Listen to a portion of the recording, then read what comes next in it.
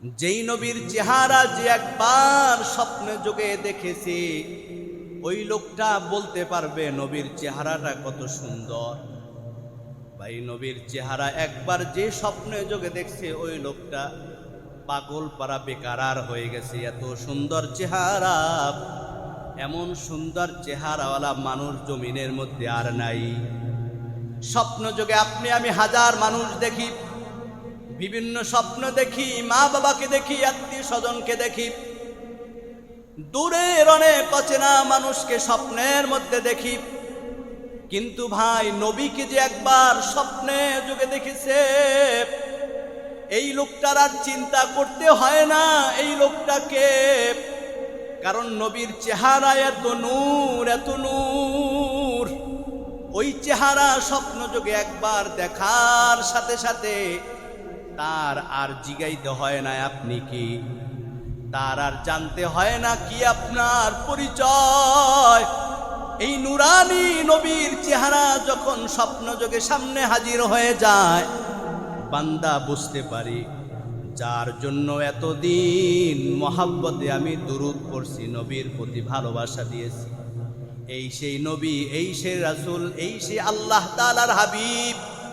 এজন্য নবীজি সাল্লাল্লাহু আলাইহি ওয়াসাল্লাম বলেন, কাল কিয়ামতের দিন হাসরের ময়দানে যদি আমার কাছাকাছি যদি আমার উম্মত থাকতে চাও, তাহলে আমি নবীর প্রতি বেশি বেশি করে দুরূদ পড়ো।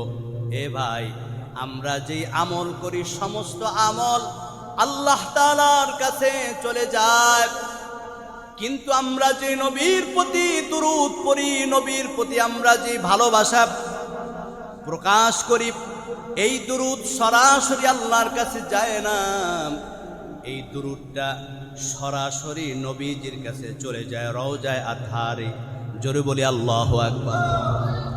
নবীজি যখন দেখেন আমার উম্মত আমি নবীর প্রতি দুরূদ পড়েছি, নবীজি সাথে সাথে খুশি হয়ে যায়।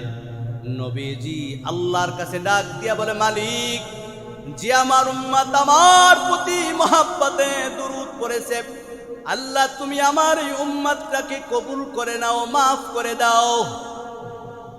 আমার ভাইরা, এজন্য নবীর প্রতি দুরূদ পড়লে নবীজি শোনে কি শোনে না?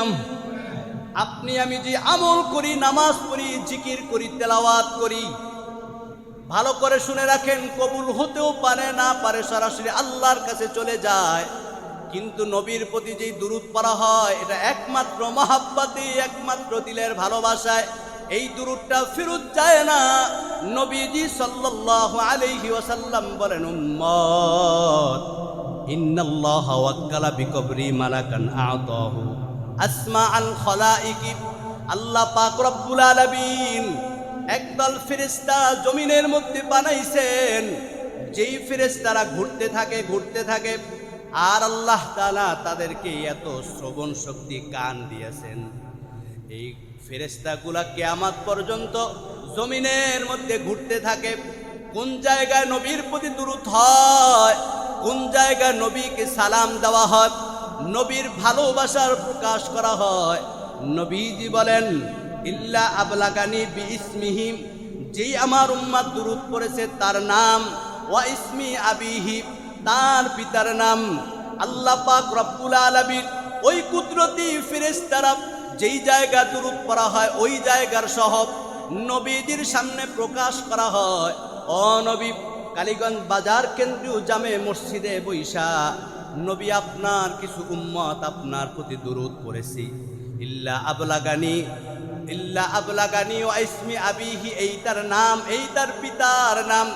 নবীজি যখন লিস্টি ধরে দেখেন তার উম্মত তার প্রতি দুরূদ পড়েছে, নবীজি তার উম্মতের উপর খুশি হয়ে যায়।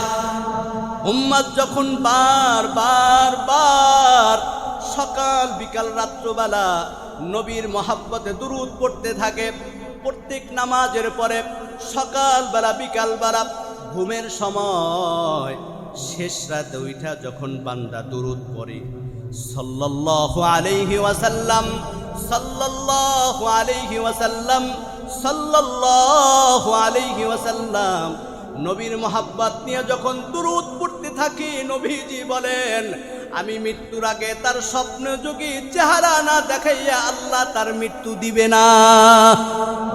এজন্য অসংখ্য আশিকে রাসূলের দুরূদ পড়নেওয়ালার তার জীবদ্দশায় নবীজির জিয়ারত নসিব হয়ে গেছে ভাই।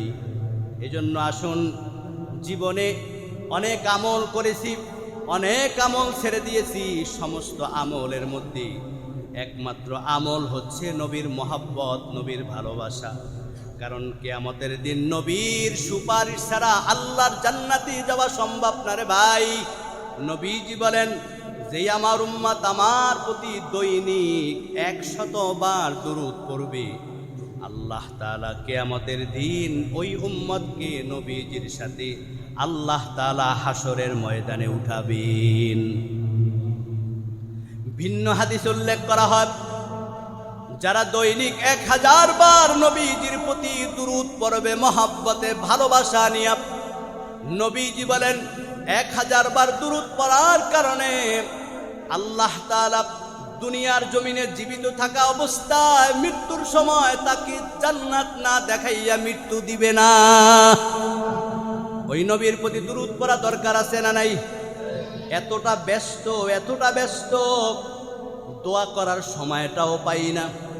একটা বার চিন্তা করে দেখেন, যেই নবীর জন্য এত কিছু পাইলাম, যেই নবীর সুপারিশ ছাড়া জান্নাতে যাওয়া যাবে না, যেই নবীর ছায়া ছাড়া আরশের ময়দানে ছায়া পাওয়া যাবে না, যেই নবী আপনার আমাকে যদি নবীজি কিয়ামতের দিন আল্লাহর কাছে গুনার জন্য মাপ না চান, আল্লাহ মাপ করবে না। ওই নবীর প্রতি কয়দিন কয়বার মহব্বতে দুরূদ পড়েছি। এজন্য আসুন, আজকে থেকে নিয়াত করে নি কমপক্ষে দৈনিক 100 বার।